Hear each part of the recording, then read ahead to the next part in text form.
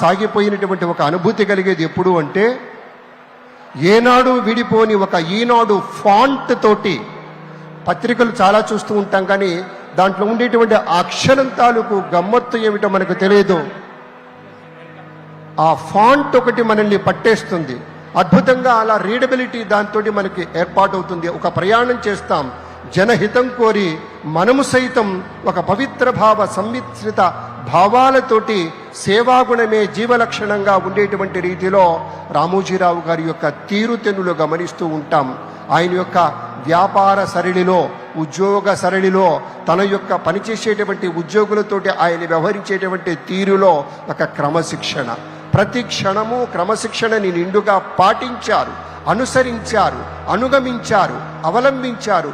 కాబట్టే ఆ ధర్మాన్ని పట్టుకోమని మనలాంటి వారికి ఒక స్వచ్ఛప్రాయనగా ఆయన చెప్పారు. కాబట్టే అందులో నుంచి అందిపుచ్చుకున్నటువంటి సమాజానికి చీడపురుగుల్లాంటి వాటిని పారద్రోలి హితం చేకూర్చేటువంటి వాటిని మనం పరం చేసుకుంటూ ముందుకు వెళ్తూ ఉన్నాం. గౌరవనీయులు మన ముఖ్యమంత్రి వర్యులు శ్రీ నారా చంద్రబాబు నాయుడు గారు విచ్చేశారు. ప్రత్యేకంగా ఏర్పాటు చేసినటువంటి రామోజీరావు గారి గురించినటువంటి విశేషాలతో కూర్చున్నటువంటి ఆయా ఛాయాచిత్రాల యొక్క ప్రదర్శనని తిలకిస్తూ ఉన్నారు. మరి కొంచెం సేపట్లో ఈ వేదిక విచ్చేస్తారు గౌరవ మంత్రివర్గ సభ్యులు పార్థసారథి గారు, ఇతర పెద్దలంతా కూడాను వారితో పాటు అనుగమించి వస్తూ ఉన్నటువంటి సందర్భం. ఇప్పటికే వేదిక విచ్చేసి ఉన్నారు మన రామోజీరావు గారి యొక్క కుటుంబ సభ్యులు. ప్రకృతి బడిలో పచ్చని తివాచీల నడుమ సేద తీరుతున్నటువంటి ఒక భావనతోటి మది తాకిన అనుభూతి ఎప్పుడు కలుగుతుంది అంటే ఆర్ఎఫ్సి లాంటి సంస్థలోకి వెళ్ళినప్పుడు కలుగుతూ ఉంటుంది.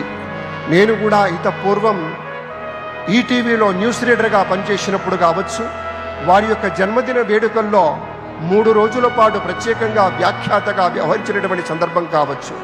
ఆయన పలకరించే తీరులో, పెట్టేటువంటి తీరులో ఒక లాలన, ఒక ప్రేమ, ఒక వాత్సల్యం, ఒక దివ్యానుభూతి ఉండేది. నేను పనిచేసింది అతి స్వల్పకాలమే ఈటీవీలో వార్తలు చదువుతూ, కానీ గుర్తుపెట్టుకొని మళ్ళీ వారి జన్మదిన వేడుకలు వారి యొక్క ఇంట్లోనే ప్రత్యేకంగా చేశారు. అప్పుడు సురభి నాటకాలు వేశారు. నాటకాల పట్ల వారికి ఉండేటువంటి మక్కువాది, పద్య నాటకాలంటే ఎంతో ప్రేమ వారికి.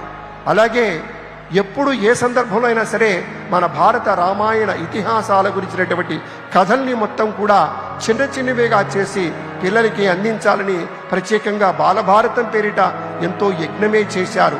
ప్రత్యేకించి కొన్ని కథల్ని గంట నిడివి ఉండేటువంటి చిరు చిత్రాలుగా చేయాలని వ్రాయించారు. ఏది చేసినా కూడా జనహితం, జనహితం, ప్రజాహితమని నమ్మి ఆ యొక్క అక్షర సేద్యంలో తనకు తాను పునరంకితం చేసుకున్నటువంటి మహనీయ మూర్తి శ్రీ రామోజీరావు గారు. మూలాలను మరిచిపోలేని మార్గదర్శి రామోజీరావు గారు.